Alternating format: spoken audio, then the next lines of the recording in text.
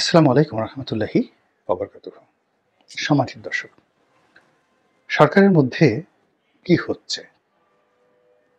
সরকারের কি মন খারাপ? তারা কেন সকল কাজে সাড়া দিচ্ছেন না? তাদের চলাফেরার মধ্যে কেন গতি নেই? কেন বাহুল্যময় কর্মে তারা নিয়োজিত? যখন সরকার কর্ম শুরু করল, সবাই ডক্টর ইউনূসের কাছে অনেক কিছু চাইতেন। প্রতিদিনই মানুষের আশা এবং আকাঙ্ক্ষা তাকে ঘিরে ছিল। এখন কেন কেউ ডক্টর মোহাম্মদ ইউনূসের কাছে কিচ্ছু চাচ্ছেন না, কোনো কিছু দাবি করছেন না? No expectation at all. উল্টো যেটা হচ্ছে সেটি হলো সরকারের বিরুদ্ধে ক্রোধ, ক্ষোভ ইত্যাদি প্রকাশিত হচ্ছে। সরকার কবে যাবে? কি হবে? এই সরকারের থাকা উচিত না, এই সরকারের দ্বারা আমাদের এই ক্ষতি হবে ইত্যাদি স্লোগান এবং ভাষণে রাজপথ প্রকম্পিত। কিন্তু জুলাই আগস্ট বিপ্লবের পর সেপ্টেম্বর, অক্টোবর, এমনকি নভেম্বর পর্যন্ত দলে দলে মানুষ চাইতো, সরকারের কাছে দাবি জানাতো, বিভিন্ন শ্রেণী পেশার মানুষ। এবং এটা বিরক্তিকর ছিল, অস্বস্তিকর ছিল, রাস্তা ব্লক হতো, অনেক ক্ষেত্রে সরকার এটা সামাল দিতে পারত না। কিন্তু তারপরও আমরা যারা একটু রাজনীতি নিয়ে চিন্তা ভাবনা করি, আমরা এটাকে সরকারের জন্য ইতিবাচক হিসেবে বিবেচনা করতাম। এর কারণ হলো সরকারকে মানুষ আশা, আকাঙ্ক্ষা, নির্ভরতার জায়গা মনে করছে, যার কাছে চাওয়া যায়। কিন্তু যখন আপনার কাছে কেউ কোনো কিছু চাইবে না, তখনই ধরে নিতে হবে আপনি বাকির খাতায় পড়ে গেছেন। আমি শেখ হাসিনার যে পতন, সেই পতনের ১ বছর আগের থেকেই আমার মন বলছিল যে তার পতন অনিবার্য। একটা ফেসবুক স্ট্যাটাস দিয়েছিলাম, লেখাও লিখেছিলাম। এর কারণ হলো কিছু সিম্পটম। আপনার যখন পতন হবে, কিছু সিম্পটম, যেমন রবীন্দ্রনাথের সে বিখ্যাত গান আছে না, যখন পড়বে না মোর পায়ের ধুলো এই বাটে, তখন কি হবে? আপনার উঠোনে শ্যাওলা জন্ম নেবে, আশেপাশের সব কিছুতে, এমনকি যে বাদ্যযন্ত্র আপনি বাজান সেখানে ধুলোবালি জমে যাবে। তো শেখ হাসিনার যে স্বামীর বাড়ি, সেই স্বামীর বাড়ি সুধার সদন, সেখানে মিলিটারি কেটাদুরস্ত হয়ে গার্ড দিচ্ছে, কিন্তু বাড়ির সামনে ঝাড়ু দেওয়া হচ্ছে না, ময়লা আবর্জনায় পরিপূর্ণ পুরো রাস্তাটা। অনেকগুলো নেড়ি কুকুর সেখানে শুয়ে থাকে, মলত্যাগ করে। আর আশেপাশে যারা লোকজন আছে তারা ভুলেও ওখান দিয়ে যায়, কিন্তু ওই বাড়ির দিকে তাকায় না। মানে সুধা সদনের প্রতি কোনো আকর্ষণ নেই। অথচ ওই সুধা সদনকে কেন্দ্র করে কিন্তু আওয়ামী লীগের ক্ষমতায় উত্থান, এবং ওখানে সিআরআই ছিল, নিস্তালাতে লোকে গমাগম করতো সবসময়। দ্বিতীয়ত গণভবন, যেখানে শেখ হাসিনা বসবাস করতেন। তো সেটাও বছরখানেক আগে তার কোনো সৌন্দর্য ছিল না। এই ঢাকা শহরের যত আজে বাজে বিশ্রী কুশ্রী, যাকে বলা হয় রোড ডিভাইডার আছে, মানে পুলিশ যেগুলোকে কাঁটাতারের বেড়া বলা হয়, এই কাঁটাতারের বেড়াগুলো দিয়ে ওই গণভবনের সামনের যে সৌন্দর্য, সেটাকে এতটা লাঞ্ছিত এবং অপমানিত করা হয়েছে, মনে হয়েছে যে এটি একটি নিষিদ্ধ স্থান।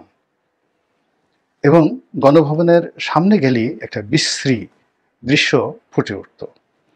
এবং গত ১ বছর ধরে গণভবনের গেটে কোনো মানুষের আনাগোনা ছিল না, অর্থাৎ ২০২৩ সনের আগস্ট থেকে ২০২৪ সনের আগস্ট পর্যন্ত পুরো গণভবনের সামনে কোনো ভিজিটর নেই, বিরান ভূমি। ৩ নম্বর হলো প্রধানমন্ত্রীর কার্যালয়।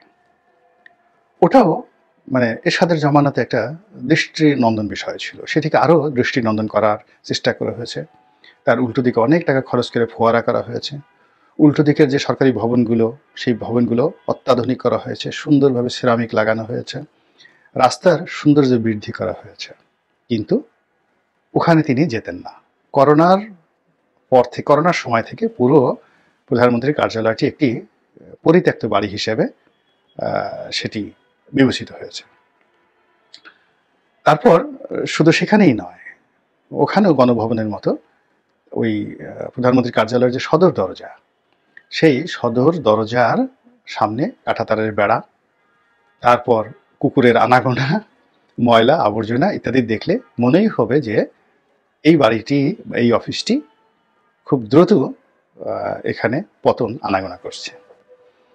এখন সেই দিক থেকে যদি আপনি চিন্তা করেন, ডক্টর মোহাম্মদ ইউনূস সাহেব যে বাড়িতে থাকেন যমুনা, সেই যমুনার সামনে গিয়ে দেখেন যমুনার বাইরে যে পুলিশ সদস্যরা দায়িত্ব পালন করছে, দেখবে যে তাদের পোশাক ঢিলাঢালা, এলোমেলো ঘোরাফেরা করছে।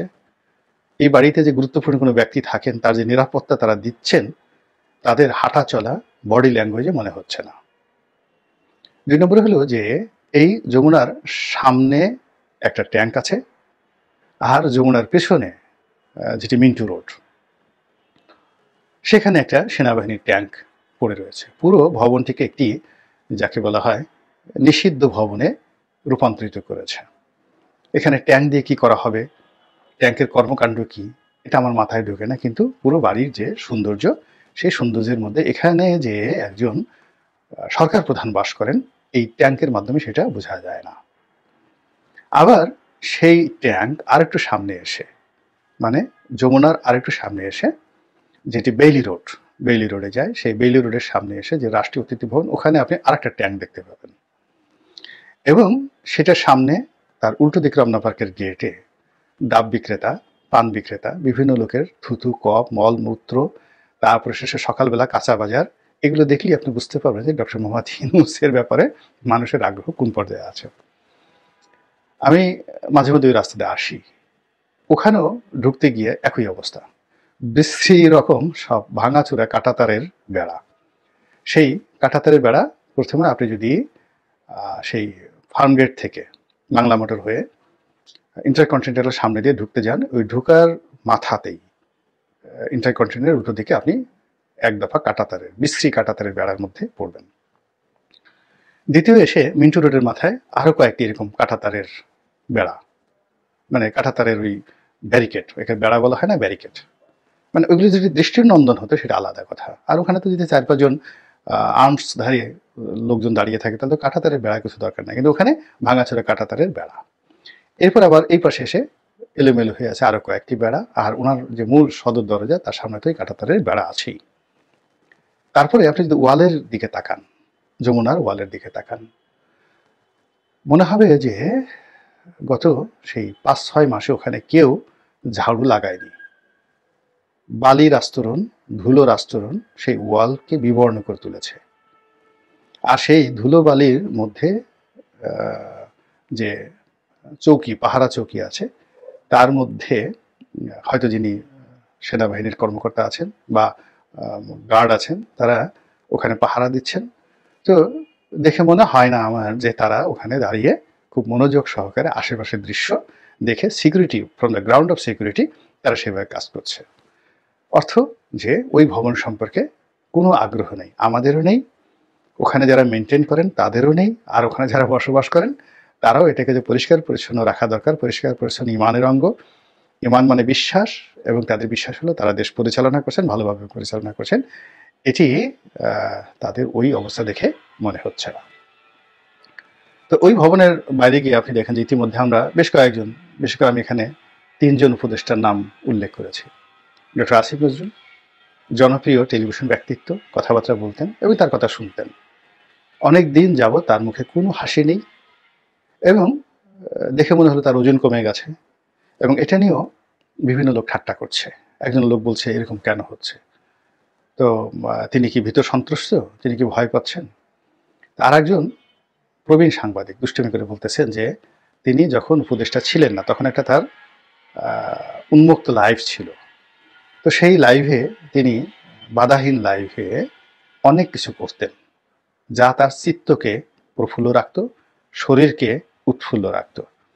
এখন যেহেতু তিনি সবসময় একটা প্রোটোকলের মধ্যে থাকেন, তার সাথে সবসময় গার্ড থাকে, সিকিউরিটি থাকে, এজেন্সির লোক থাকে, তো তিনি আগের মতো সেই চিত্তে প্রফুল্ল দেয়, শরীরে আবেশ জাগায়, এই কাজগুলো করতে না পারার কারণে তিনি শুকিয়ে গেছেন।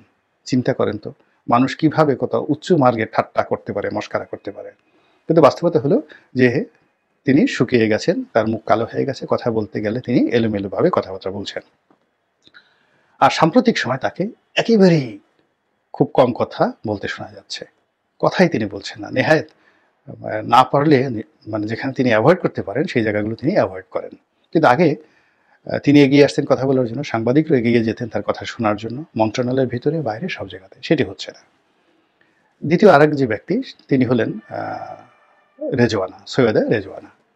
তিনিও প্রথম দিকে অনেক কথা বলেছেন এবং তিনি বিখ্যাত তার কথার জন্য, তার শব্দচয়ন, উচ্চারণ, শব্দ গঠন, মুখশ্রী এবং ভাষার ব্যবহার, তার সঙ্গে সঙ্গে স্মাইলিং ফেস। তো হাসতে হাসতে তিনি কথা বলেন।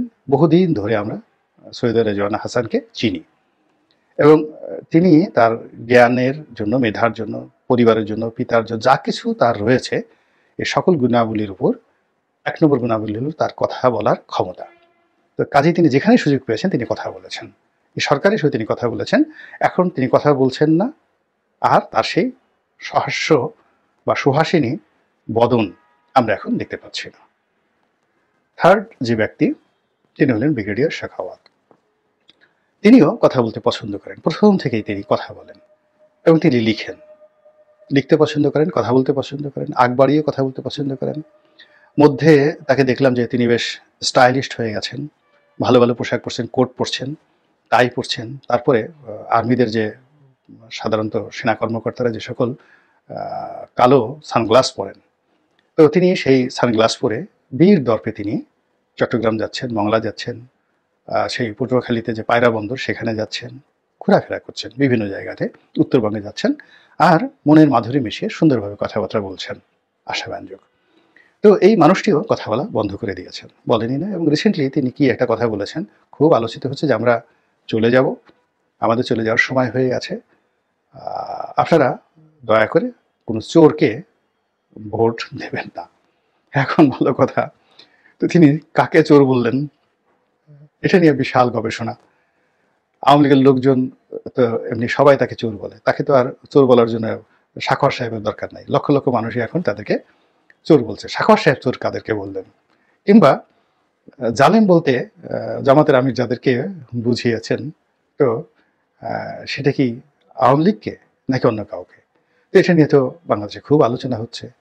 এক পক্ষ বলার চেষ্টা করছে, বুঝি বুঝি বুঝি, তোমরা আমাকেই বলেছ, ফাজলামোর আর জায়গা পাও না, তুমি 1/11-এর সময়ও আমাদেরকে নিয়ে অনেক খেলেছ, আবার এখন আমাদেরকে আবার চোর বলছো এই সময়টাতে। দাঁড়াও, এবার ক্ষমতা এসে নেই, তোমার একদিন কি আমার একদিন। এইরকম বিভিন্ন রকম সমালোচনা হচ্ছে। এখন তিনি যদি মনে প্রাণে আওয়ামী লীগকেই চোর বলে থাকেন, যে আওয়ামী লীগ যদি নির্বাচনে আসেও সেই চোরকে ভোট দেবেন না, ধরে নিলাম তিনি এই কথাটাই বলেছেন, কিন্তু এটা আওয়ামী লীগ গায়ে মাখেনি, অন্যরা গায়ে মেখেছে এবং গায়ে মেখে তারা এই ভদ্রলোককে গালাগালি করছেন। এবং সেই গালাগালির ফলে গত কয়েকদিন দেখা গেল তিনিও হতাশ, তিনিও কথা বলছেন না। তাহলে সরকারের হবেটা কি? কোথায় যাচ্ছে সরকার? সরকারের পরিণতিটা কি? এভাবে কি আমাদের জীবন সেই গল্পের মতো চলতে থাকবে ট্র্যাজেডির দিকে? কিংবা মন বাজিতর বৈঠা নেড়ে আমি আর বাইতে পারলাম না, কিংবা উজান গাঙের নাইয়া সেই গানের মতো, যে সবসময় আমি ভাটির দেশে বাস করি আর আমার পিতার বাড়ি উজানের দেশে, তো তুমি সেই আমার কথা কষ্ট করে একটু উজানে গিয়ে আমার বাপের বাড়িতে বলে এসো।